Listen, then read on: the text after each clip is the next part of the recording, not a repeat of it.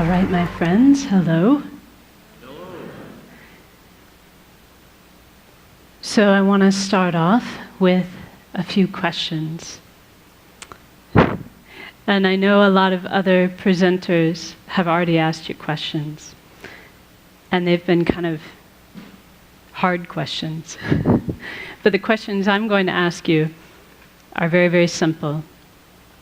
And I promise you'll be able to answer these. All right, are you ready for your first one? Okay. Your first question is, you don't have to answer out loud. Are you having a good day? Okay, you got your answer? All right. My second question for you is, why? If you're having a good day, why are you having a good day? Or if you're having a bad day, why are you having a bad day?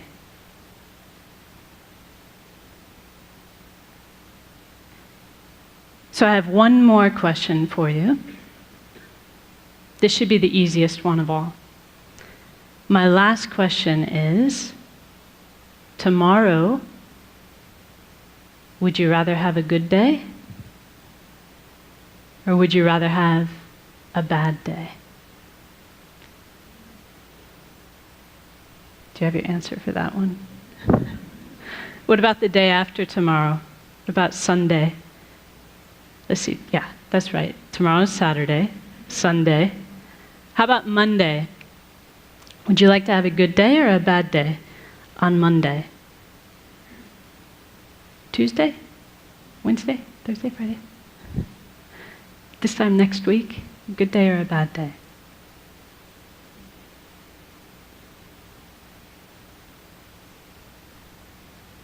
So that last question,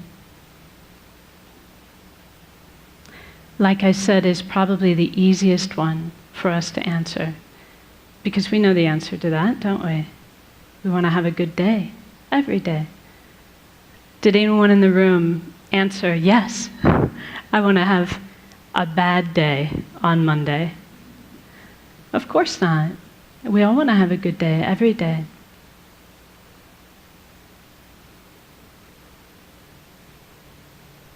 So this is really speaking to the type of happiness that we all wish for in our heart of hearts. We have a good day when we are happy. And we want to be happy every day. There's never a day when we don't want to be happy. But whether or not we have good days or bad days really depends upon how we answered the second question. Do you remember the second question? What was the second question? Why? Why am I having a good day? Why am I having a bad day?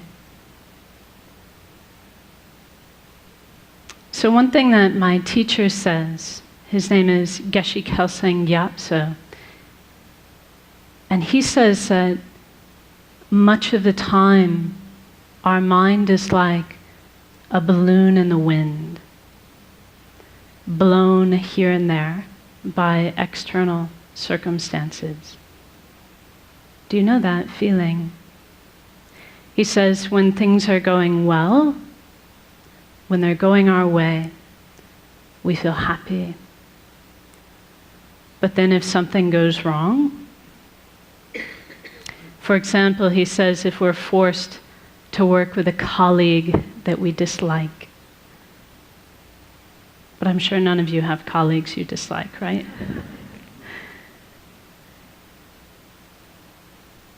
He says if we're forced to work with someone we dislike, or if something doesn't go our way, then our happy feeling disappears.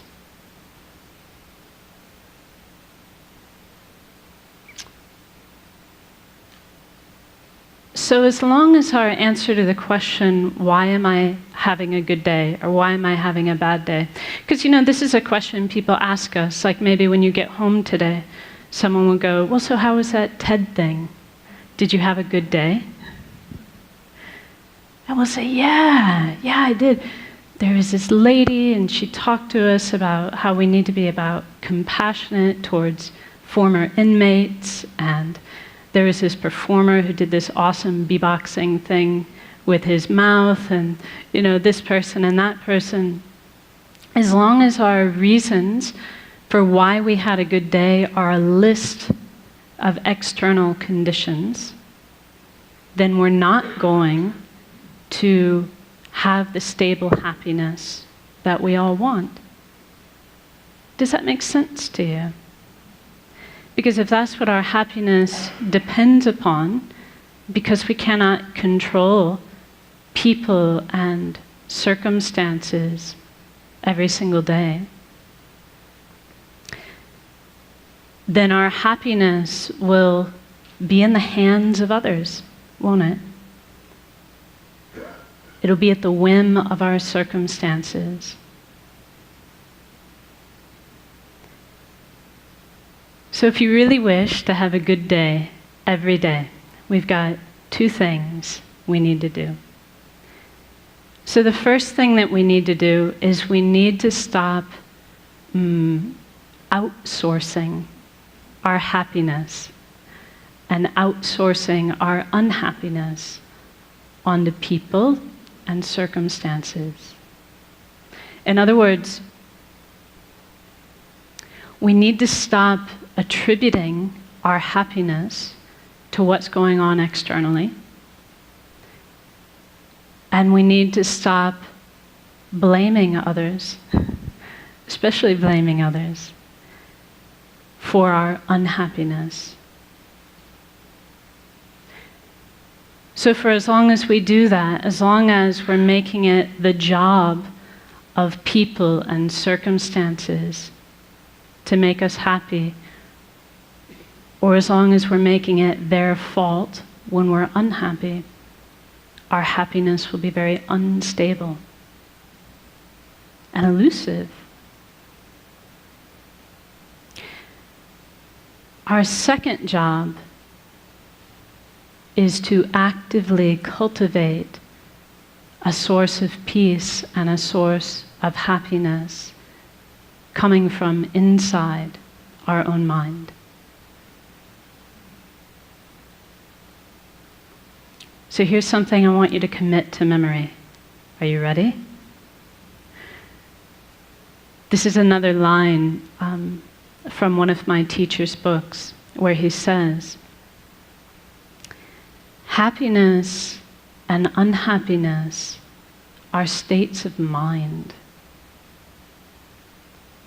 and therefore their real causes cannot be found outside the mind. So if we have a peaceful state of mind, we will be happy regardless of people and circumstances. If our mind is unpeaceful or agitated, then even if we have very good circumstances, we'll find it impossible to be happy.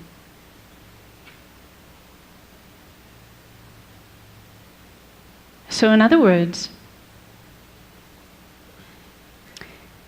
it's not what is happening that is making us happy or unhappy. It is how we are responding to those things that determines whether we are happy or unhappy. It is what our state of mind is like that determines our happiness or our unhappiness. So how are we going to do this? So we can all understand this. Like intellectually, it's not rocket science, is it? It's not hard to understand. And maybe to a certain extent, as I tell you these things, you're like, yeah, I knew that already. I knew that already. But how do we actually do it? How do we actually cultivate this stable peace of mind that we can rely upon regardless of the external circumstances? So this is really where meditation comes into play. And I would say I would need a whole other TED Talk, hint, hint, in order to really do the subject of meditation justice. But for our purposes today, we can say that meditation is a mental action. It's the mental action of concentrating on a peaceful, positive state of mind. If we do that, if we concentrate on a peaceful, positive state of mind, then we can say we're meditating. Whether that's like this, right? See, actually, you don't know if I'm meditating or not, because I could be thinking about my grocery list.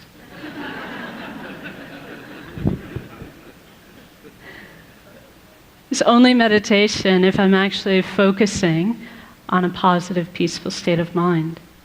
But the trick is, I can do it like this. This is called formal meditation. But we can also learn to do this all the time in our daily life.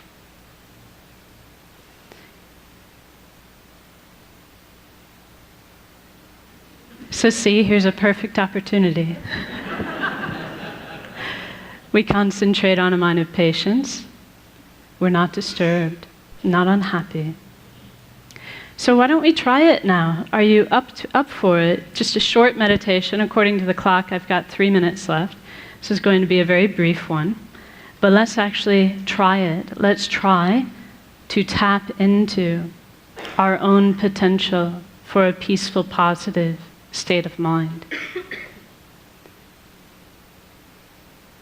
So now I'll ask you just to sit comfortably and place your feet flat on the floor and your hands within your lap. And then you can lightly close your eyes and become aware of the sensation of your breath at the tip of your nose.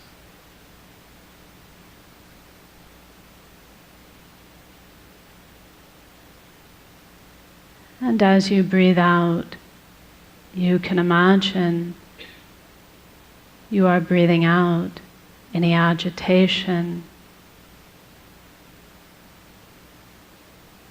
any mental busyness, any frustration or unhappiness in your life. Breathing it all out like dark smoke.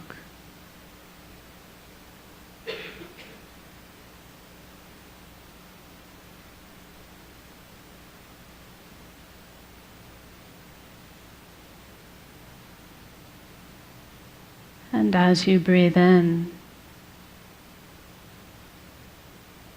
you can imagine and believe that you are breathing in a clear, bright light,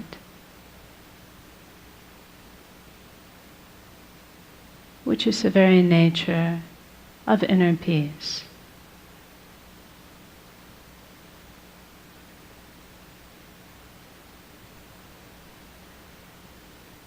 And you can imagine that this clear, bright light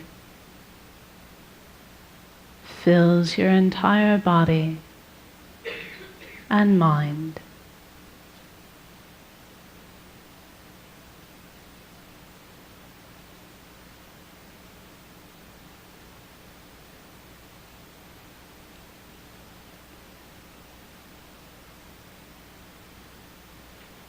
And for a few seconds, simply enjoy this inner peace coming from within.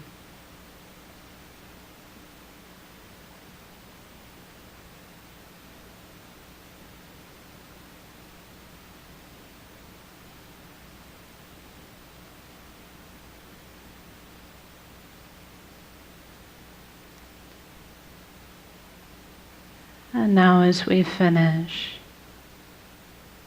just be determined to bring this inner peace with you into the rest of your day to benefit yourself and others.